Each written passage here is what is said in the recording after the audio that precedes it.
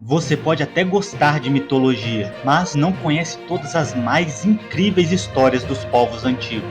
Mas aqui você vai conhecer, porque nós somos os mitomaníacos. Tão logo Etra contou quem era o pai de Teseu, este moveu a grande pedra para recolher a espada e as sandálias deixadas por Egeu. Despedindo-se de sua mãe, Teseu pegou suas coisas e foi embora, almejando chegar a Atenas, o lar de seu pai.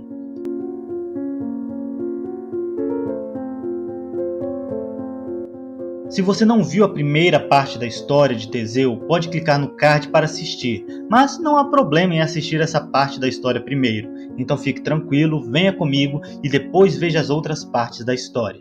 Na estrada para Atenas, havia um semideus chamado Perifétes, filho de Hefesto. Era um homem mau e amargurado. Assim como seu pai, ele também era coxo.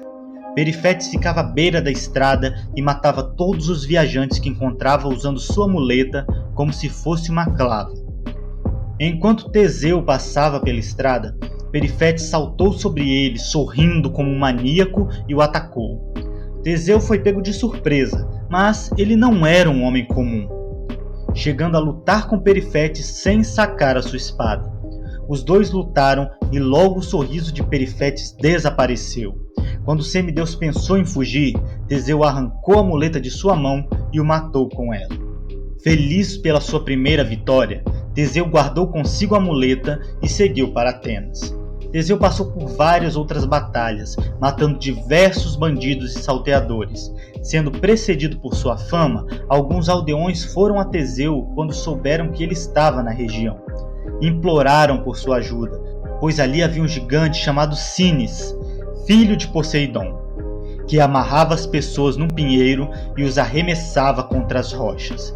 Teseu, sedento por aventuras e renome, foi atrás do gigante nas montanhas. Quando encontrou Cínis, Teseu ficou surpreso, pois ele era realmente muito grande. E com sua força monstruosa, atacou Teseu com troncos que arrancava do chão com as mãos nuas.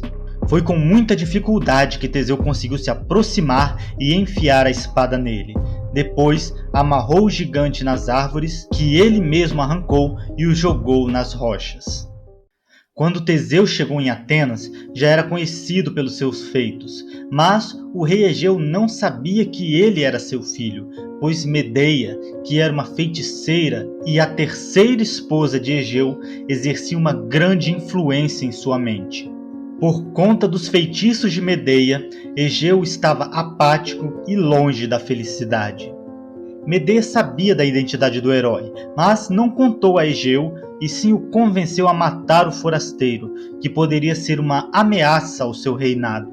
Em um luxuoso jantar, colocou veneno no vinho e ofereceu ao visitante ilustre. Teseu tirou a espada para seu conforto e a colocou na mesa.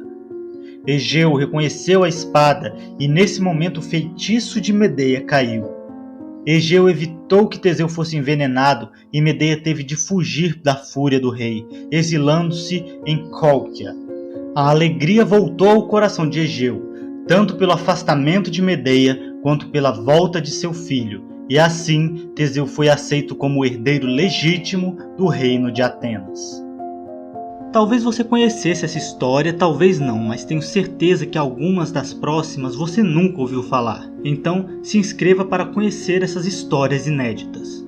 Dê uma olhada na descrição do vídeo, lá você vai encontrar links para adquirir livros feitos por especialistas no assunto e por um preço bem acessível.